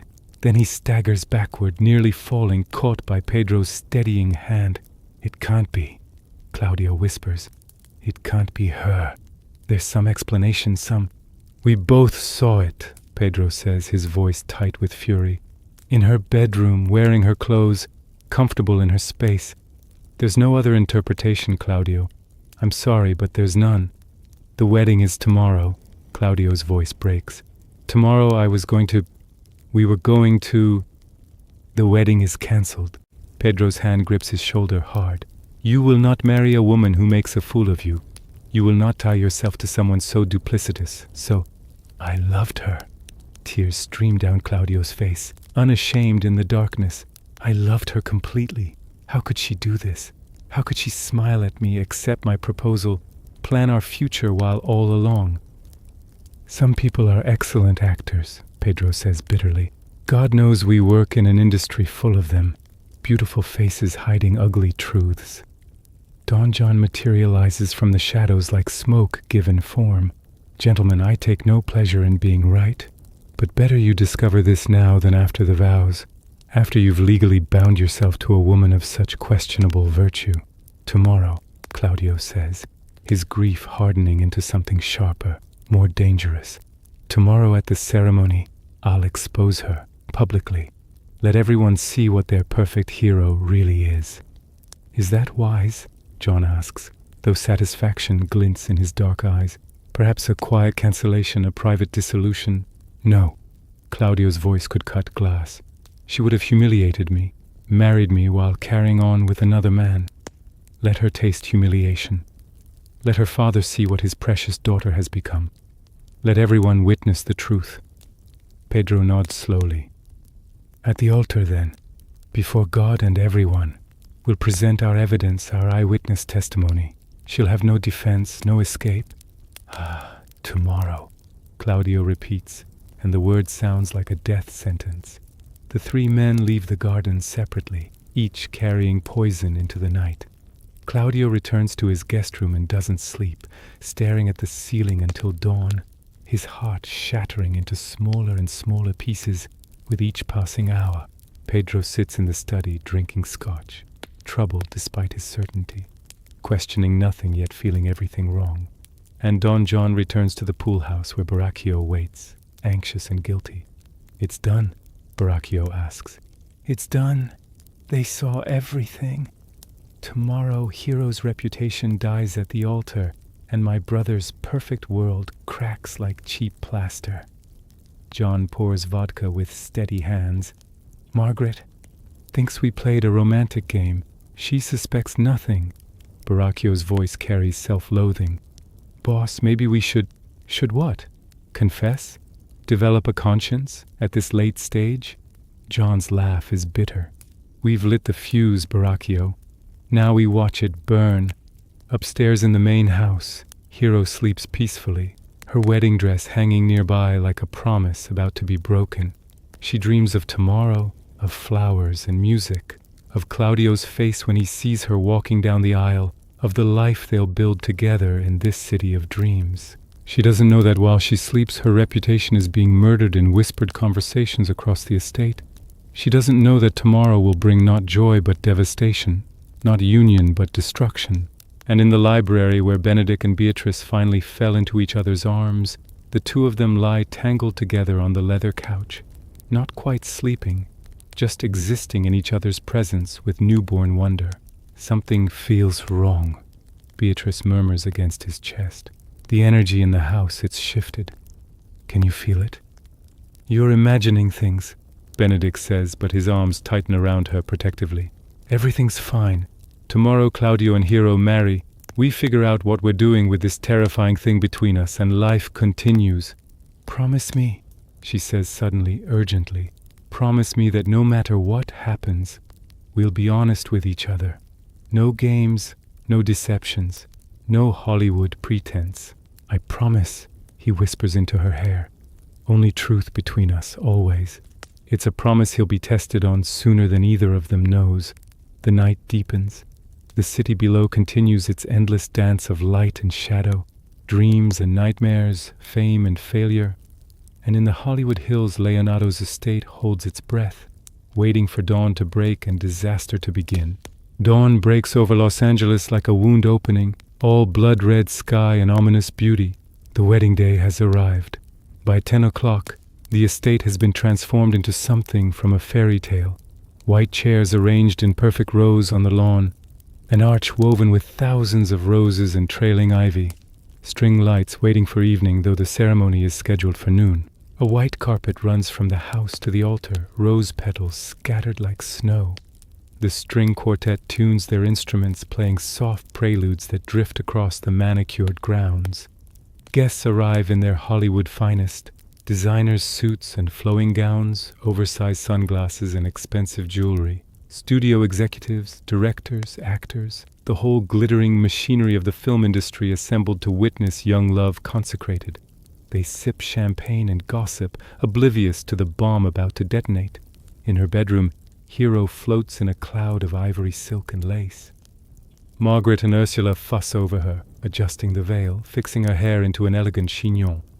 She looks ethereal, untouchable, radiantly happy. A bouquet of white roses and stephanotis rests in her lap, and she stares at herself in the mirror with something like wonder. "I can't believe this is real," she whispers. "Yesterday I was just Leonato's daughter. Today I become Claudio's wife." Margaret exchanges a glance with Ursula, both women sensing something off in the atmosphere but unable to name it. Margaret's guilt sits heavy in her stomach. The game she played with Baracchio last night suddenly feels less innocent in the harsh morning light, though she still doesn't understand why. "You look like an angel," Ursula says, adjusting the veil one final time. "Claudio's going to forget how to breathe when he sees you." Downstairs, the groom waits with considerably less joy. Claudio stands rigid in a cream-colored suit, his face carved from stone. Dark circles shadow his eyes, the evidence of a sleepless night. Beside him, Don Pedro looks equally grim, both men carrying the weight of what they believe they know. Benedick approaches, resplendent in an actual suit for once, his usual dishevelment replaced by something approaching elegance. Beatrice's influence, though he'd deny it. "Brother, you look like you're attending a funeral, not a wedding," Benedick observes. Then his smile fades. "Claudio, what's wrong?" "You'll see soon enough," Claudio says flatly. "Everyone will." The processional music begins. Guests rise, turning expectantly toward the house. The string quartet shifts into Pachelbel's canon, the notes floating across the perfect California afternoon. Hero appears at the far end of the white carpet, Leonato at her side. The sun backlights her, transforming the veil into a halo of light. She moves forward with measured grace, her face glowing with uncomplicated happiness, unaware that she's walking toward her own execution. They reach the altar where Father Francis waits, an older priest who's married half of Hollywood, his face kind beneath wire-rimmed glasses. He holds a leather-bound Bible and wears ceremonial robes despite the heat. Leonato places Hero's hand in Claudio's, and the young cinematographer flinches at the contact. Hero's smile falters, confusion flickering across her face. "Dearly beloved," Father Francis begins, his voice carrying across the assembled crowd. "We are gathered here today to join this man and this woman in holy matrimony, a sacred bond before God and witnesses." Stop. The single word cuts through the ceremony like a blade. Claudio pulls his hand from Hero's as if burned. Father Francis blinks in confusion. "I'm sorry? I said stop. I won't marry this woman." Claudio's voice rises, fury and hurt twisted together. "I won't bind myself to someone so false, so corrupt, so skilled at deception." The guests erupt in shocked murmurs. Hero staggers backward, her bouquet falling to the grass. "Claudio, what?" "Don't." He holds up a hand, his face contorted with pain. "Don't play innocent. Don't pretend you don't know exactly what I'm talking about." "I don't know," Hero says, her voice barely audible. "I don't understand what's happening." Don Pedro steps forward, his testimony adding weight to the accusation. "We saw you, Hero. Last night, on your balcony. in another man's arms. We watched you kiss him, embrace him, welcome him into your bedroom with the ease of long practice. The words land like physical blows. Hero's face drains of all color, her legs buckling. Leonato catches her, his own face ashen with shock. That's impossible, Hero breathes. I was in my room alone all night. I was sleeping, preparing for today. There was no one. Liar, Claudio's voice breaks. I saw you with my own eyes, in your white dressing gown, your hair down, welcoming your lover like I meant nothing. Like our engagement, our promises, our future meant nothing. Claudio, please. Tears stream down Hero's face, her carefully applied makeup running in dark rivulets. I swear to you, on my life, on my soul, I've never been unfaithful. I've never even looked at another man since the moment I met you. Whatever you think you saw, we know what we saw, Pedro says coldly. Deny it all you like, but the truth was witnessed. You're not the innocent girl you pretend to be. Leonato's voice shakes with barely contained rage. You dare accuse my daughter, in front of everyone, based on what? Shadows seen from a garden? Mistaken identity? There was no mistake, Claudio insists. I know what I saw. I know who I saw. And I will not marry someone who would betray me before we even speak our vows. Hero collapses completely, her ivory dress pooling around her like spilled milk. Beatrice rushes forward from the crowd, dropping to her knees beside her cousin, gathering her into protective arms. This is madness, Beatrice hisses up at Claudio. Hero is incapable of what you're describing. You've been deceived, manipulated. The only deception here is hers, Claudio says, and turns away from the altar, from this sobbing bride, from the future he'd imagined. This wedding is over. This engagement is dissolved. As far as I'm concerned, Hero Messina is dead to me. He strides down the white carpet, Don Pedro following, leaving devastation in their wake. Guests stand frozen in horrified fascination, already mentally composing the gossip they'll spread across Hollywood before sunset. Father Francis kneels beside Hero, his old face creased with concern. Child, is there truth to these accusations? None. Hero sobs against Beatrice's shoulder. None. I've done nothing. I don't understand what's happening. Leonato stands alone near the rose-covered arch, his face aged a decade in moments, watching his daughter's reputation shatter like glass in the California sunshine. The guests disperse like startled birds, their champagne abandoned, their gossip already metastasizing into legend. By tonight, every corner of Hollywood will know that Hero Messina was exposed as unfaithful at her own wedding, that Leonato's perfect daughter is a fraud, that appearances deceive even in a city built on deception. Inside the house, Hero lies on the couch in the living room, her wedding dress a cruel reminder pooled around her unconscious form. She fainted during the aftermath, her body simply surrendering under the weight of public destruction.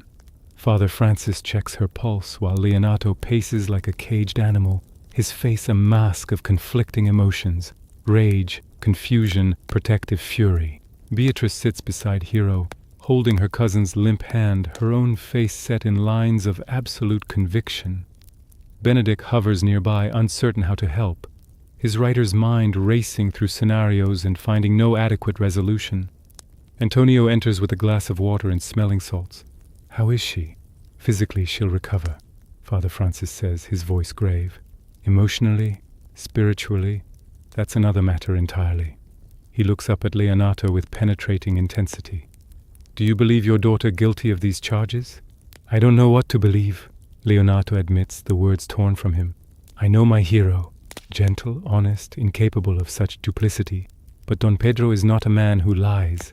And Claudio, the boy's devastation was real. They believe what they saw. But what they saw wasn't Hero, Beatrice insists. I know my cousin. She's incapable of deception. Someone staged this, Father. Someone wanted to destroy her. Who would do such a thing? Antonio asks. Benedick's mind has been working, pieces clicking together with the precision of a well-edited film. Don John, he says suddenly. It has to be. His bitterness, his resentment of Pedro, his presence here, it all aligns. He engineered this somehow. But how? Leonato demands. If Pedro and Claudio saw Hero, they saw someone they believed was Hero, Benedick corrects. In darkness, from a distance, already primed to expect betrayal, the power of suggestion is extraordinary. Show someone what they fear and they'll see it even when it's not there. Father Francis stands, his ceremonial robes rustling. I have a proposal, though it's unorthodox and requires courage from all of you. He pauses, ensuring everyone's attention. We report that Hero died. The words hang in the shocked silence. Died? Leonato's voice cracks. From the shame, the shock, the devastation of public humiliation. We hold a funeral. Let the story spread throughout Hollywood. Hero Messina, destroyed by false accusations, has perished. Father Francis's eyes hold steel beneath their kindness. Meanwhile, she retreats from public life. We send her away, to relatives in San Francisco perhaps, or a quiet house in the desert. She disappears completely. To what end? Antonio asks. Several ends. First, it buys us time to uncover the truth without Hero suffering continued public scrutiny. Second, if Claudio and Don Pedro have any doubt, any lingering affection, the news of her death will bring it to the surface. Guilt and grief have a way of clarifying what love obscures. The priest's voice softens. And third, should we prove her innocence, her return from death becomes resurrection, a dramatic vindication that will erase the scandal more effectively than simple denial ever could. It's theatrical, Benedick murmurs, almost Shakespearean. We live in a theatrical city, Father Francis counters. Sometimes you must fight drama with drama. Hero stirs, her eyes fluttering open. For a moment she seems confused. Then memory crashes back and fresh tears spill down her cheeks. Father, she whispers, I swear to you I'm innocent. I swear on everything holy. I believe you, child. He takes her hand gently. Which is why we're going to prove it and restore your name. But it will require you to disappear for a time, to let everyone believe the worst has happened. Can you do that? Hero looks to her father, her eyes pleading for trust. Leonato stares at his daughter, at her devastated face, her trembling hands, the absolute lack of guile in her expression, and something settles in his chest.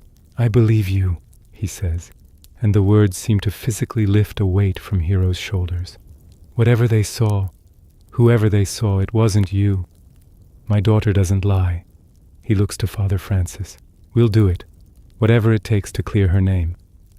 Then we begin immediately, the priest decides. Antonio, spread word that Hero has taken gravely ill from the shock. By tomorrow we'll announce her death. Benedick, you must investigate. Find proof of who orchestrated this deception. Already working on it, Benedick says, his journalist's instincts engaged. Borachio is John's constant companion. If anyone knows the truth, he does. I'll start there. Beatrice stands, still holding Hero's hand. And what do I do? Father Francis looks at her with something like pity. The hardest thing. You comfort your cousin, support your family, and keep the secret even when your heart demands you scream the truth from every rooftop. I want justice, Beatrice says fiercely. I want whoever did this to pay. You'll have it, Benedick promises, moving to her side. I swear to you, we'll expose the truth. Their eyes meet, and in that moment, the newness of their love is tempered with something stronger. Partnership, shared purpose. The understanding that some battles are fought together or not at all. Hero is helped to her feet, supported by Beatrice and Antonio. She looks at her wedding dress, crumpled and tear-stained, and something hardens in her gentle features. Let them think I died, she says quietly. Let them live with that guilt. When the truth emerges, and it will, they'll understand what they destroyed with their hasty judgment.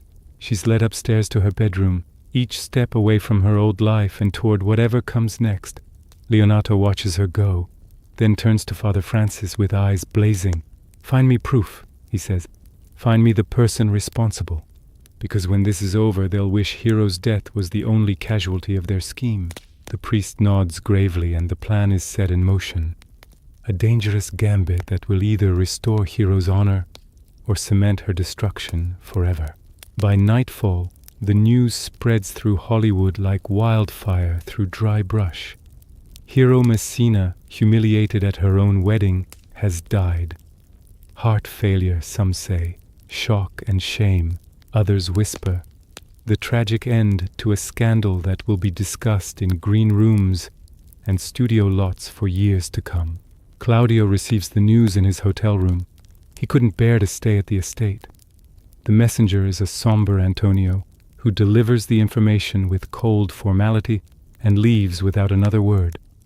The young cinematographer stands at the window overlooking Sunset Boulevard, the city lights blurring through his tears. She's dead, he whispers to his reflection. Hero is dead and I killed her. Don Pedro finds him an hour later still standing at that window, a untouched bottle of whiskey on the table behind him. Claudio, I heard. I'm so... Don't. Claudio's voice is hollow. Don't say you're sorry. Don't offer comfort.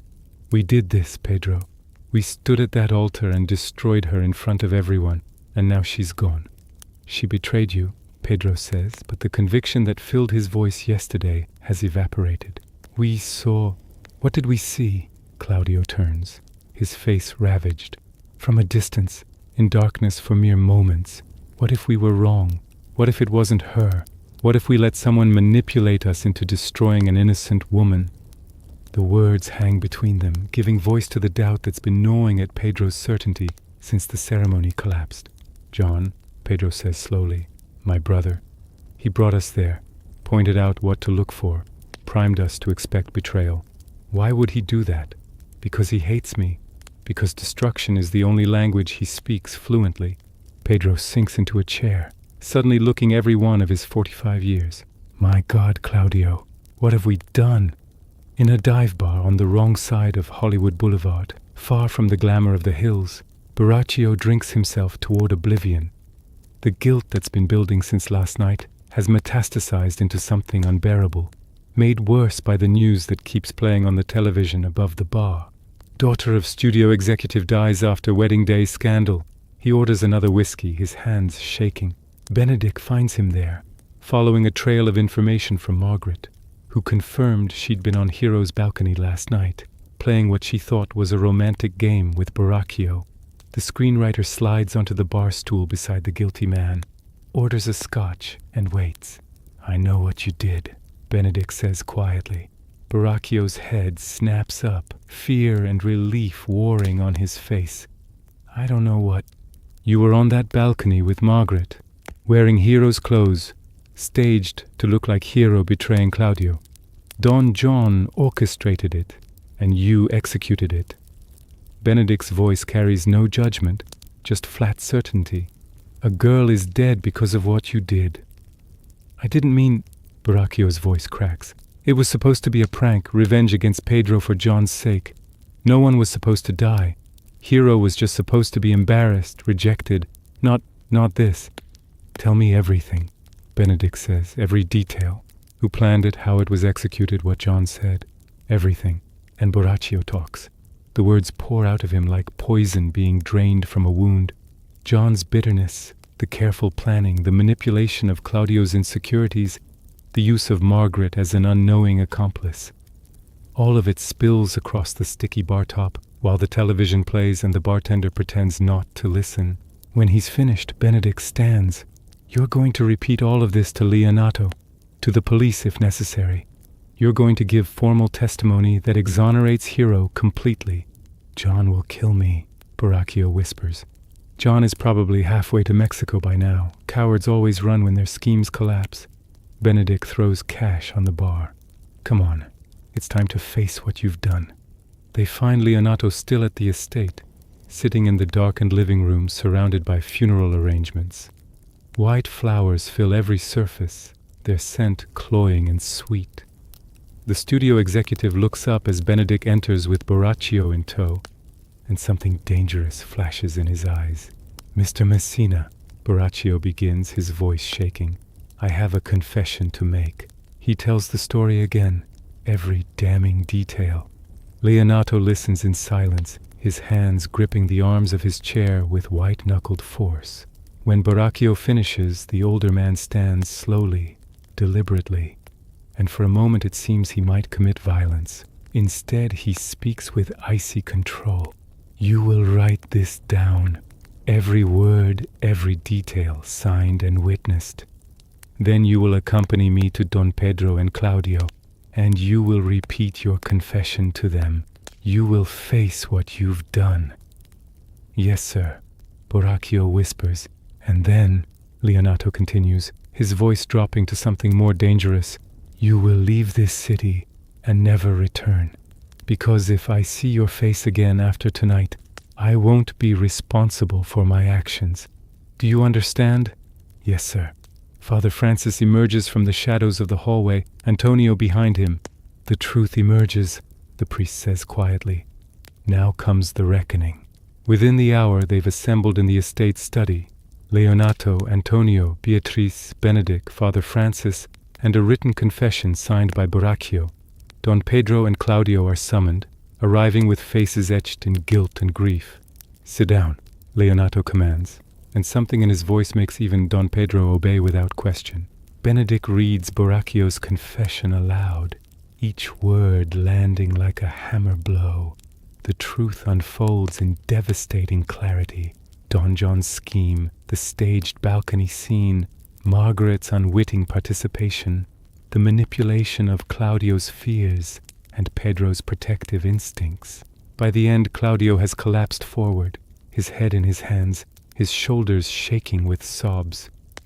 Don Pedro sits rigid, his face carved from granite, absorbing the full weight of what they've done. "She was innocent," Claudio chokes out. "Completely innocent, and I. You destroyed her," Leonato says, each word sharp as a knife. "You stood before God and everyone and called my daughter a whore. You killed her with your accusations as surely as if you'd put a gun to her head." "I know," Claudio whispers. "I know, and I'll carry that guilt until my dying day. I loved her, Mr. Messina. I loved her more than anything, and I let doubt poison that love. I let someone twist my feelings into weapons, and I used them to murder the best thing in my life." The room falls silent except for Claudio's quiet weeping. Father Francis steps forward, his expression unreadable. "There is," he says carefully, "a way to make amends, a way to honor Hero's memory and perhaps find some measure of redemption." Father Francis's plan is elegant in its theatrical cruelty. Claudio must attend Hero's tomb, a memorial erected in the estate's garden, at midnight. He must read aloud a poem of apology, of recognition of his failure, of love too late acknowledged. He must mourn publicly what he destroyed privately. And then, if he's still willing, he must agree to marry Hero's cousin, a woman he's never met, veiled and anonymous, as penance and restitution to the Messina family. "I'll do it," Claudio says immediately. "Anything, everything. If marrying a stranger is my punishment, I accept it gladly. Nothing could be worse than knowing I killed the woman I loved." "Then tomorrow night," Father Francis says, "midnight, come prepared to fulfill your promise." The next evening arrives wrapped in fog rolling in from the Pacific, unusual for this time of year, but cinematically perfect. The garden is transformed into something gothic and beautiful. Strings of lights creating halos in the mist, the memorial draped in white flowers and flickering candles. Claudio arrives precisely at midnight, Don Pedro at his side, the director insisting on accompanying his protégé through this penance. Both men look haggard, sleepless, aged beyond their years by guilt. Claudio holds a handwritten poem, the paper trembling in his grip. The household assembles like witnesses at an execution. Leonato, Antonio, Beatrice, Benedick, Father Francis. They form a semicircle around the memorial as Claudio steps forward. His voice breaks on the first line, but he continues, reading words of love and loss, of recognition too late, of a beauty he failed to trust and a heart he failed to honor. The poem is simple, unpretentious, genuine. Everything his relationship with Hero should have been. "Here lies Hero, slain by my hand," he reads through tears. Not with weapons, but with words. Not with violence, but with doubt. I loved her and killed her with the same breath. May she forgive me from whatever heaven accepts those destroyed by the living. He collapses to his knees, the poem falling to the grass, his grief absolute and raw. The fog swirls around him like ghostly witnesses, and for a long moment there's only the sound of his weeping. Then Leonato speaks. Stand up, Claudio. The dead don't need your tears, but the living need your commitment to honor. Claudio rises unsteadily, wiping his face. You agreed to marry another, Leonato continues, a niece of mine, orphaned and in need of protection. You'll marry her sight unseen, as penance and as promise that you'll honor the Messina name you destroyed. I will, Claudio says, without question, without hesitation. I'll spend my life making amends. Then come, Father Francis says. Inside, the ceremony awaits. They process back to the house where the living room has been transformed into an impromptu chapel. Candles everywhere, flowers salvaged from the cancelled wedding, the string quartet playing softly, and at the far end, near the windows overlooking the fog-shrouded city, stands a figure in a wedding dress, her face covered by a thick white veil. Claudio takes his position at the altar, his face resigned to joyless duty. Don Pedro stands beside him, bearing witness to this strange penance.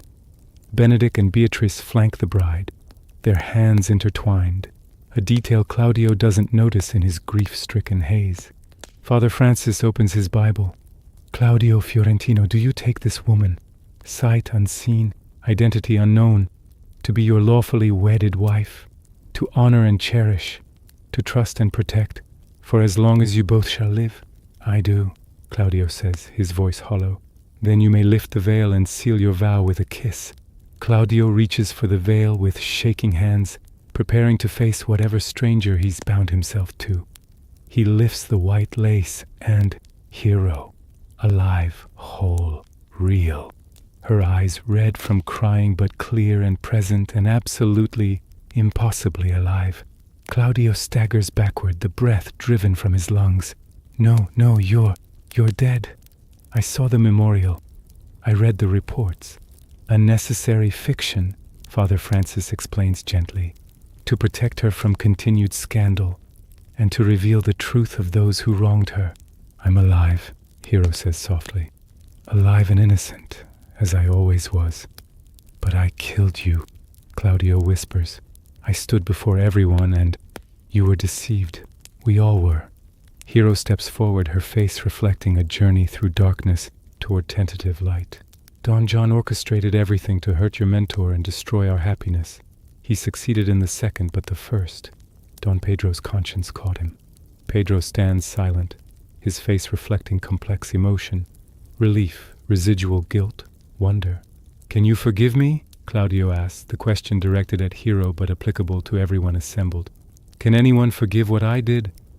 Hero is quiet for a long moment, and in that silence lives the weight of public humiliation, of trust shattered, of innocence questioned before hundreds of witnesses. Then she speaks. I can forgive the boy who was manipulated by someone evil. I can forgive the man who loved me enough to grieve when he thought I was dead. Whether I can marry that man, she pauses, searching his face. That depends on whether you can love me with the same trust you once offered, before doubt poisoned everything. I can, Claudio says urgently. I will, Hero. I'll spend every day for the rest of our lives proving that I trust you, that I choose you, that I see you clearly without the filters of others' malice.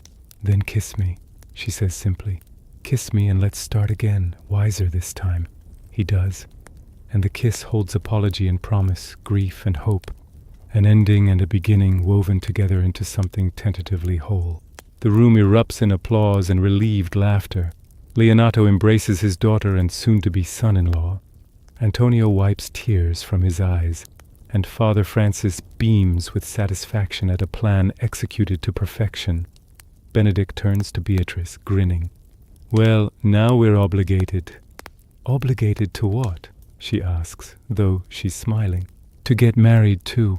Can't let Claudio and Hero have all the dramatic reconciliation glory. He drops to one knee right there, unself-conscious and ridiculous and perfect. Beatrice Messina, you magnificent, terrifying woman.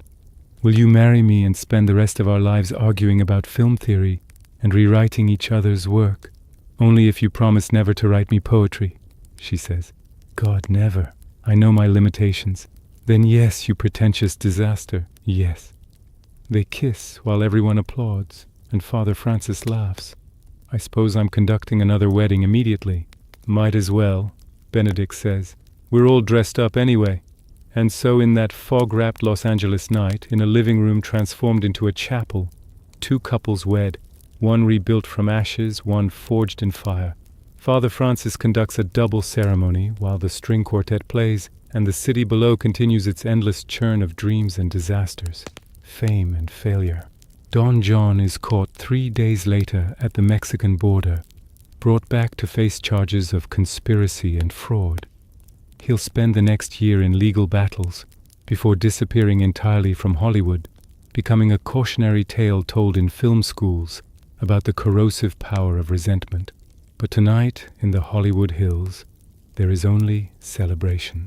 Champagne flows, music plays, and 4 people who nearly lost everything to deception and doubt stand together in the center of the room. 2 couples, 4 individuals, a family forged not by blood, but by surviving the worst together and choosing love anyway. Claudio holds Hero like she might disappear if he loosens his grip. Benedick and Beatrice lean against each other, bickering about something trivial, both grinning. Don Pedro watches them with an expression of complex relief, his romantic comedy ending not quite as planned but somehow more real, more earned. Outside, the fog lifts gradually, revealing Los Angeles in all its neon glory. A city of stories, of second acts, of endings that become beginnings. The Hollywood sign glows white against the dark hills, a beacon and a promise. And in Leonato's glass palace, laughter echoes into the night.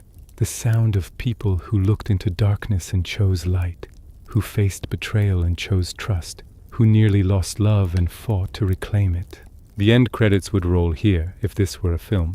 But this is life, messy and complicated and ongoing. So instead, the party continues, spilling onto the terrace where the pool reflects 1,000 lights like captured stars. Somewhere, a screenwriter will turn this story into a movie. But for now, it's simply 4 people dancing in the California night, grateful for second chances and honest hearts and love that survives even in Hollywood.